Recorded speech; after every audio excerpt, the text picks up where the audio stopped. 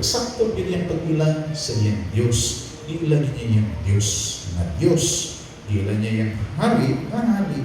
Yung manluluwas na yung manluluwas. As a matter of fact, mga insuon, when we are able to accept, to acknowledge Jesus as He is, it will be more than enough to guarantee us eternal life. Bisag last 2 minutes na sa atong kinabuhi. Kaya dito sa Kalbaryo, doon ay tulo dito ka cross. Cross sa mga kriminal o cross ni Kristo. Apan sa mga kriminal na langit. Kung sa may gibuhat, sa iyang kauban, nagsigit pa si Pala sa Ginoo, niyang isugian, niyang Ginoo, kung ikaw ang Diyos, o sa iyong kaugalingon ug luwasan kami.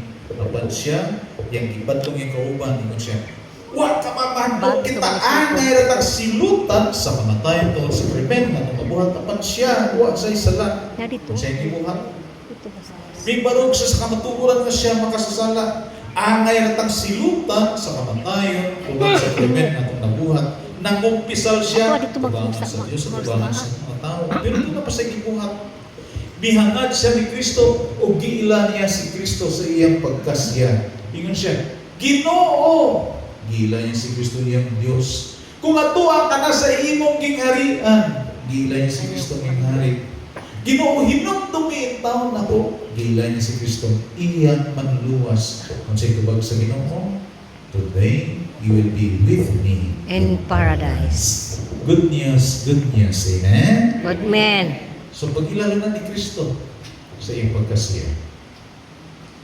Dinhi karon giila ni Pedro si Kristo, ikaw ang Mesiyas, ang anak sa Diyos nga buhi. Kung siya tubag sa Ginoo, gikan kaniya, kaya gikan sa iyong gisulti. Simon, anak ni Jonas, bulahan kagayon kay kinig mo ang kamatuoran, wala maubot kanimo gikan sa bisangkit sa tao. Kundi gihatag kanimo sa akong amahan nga tuwa sa langit.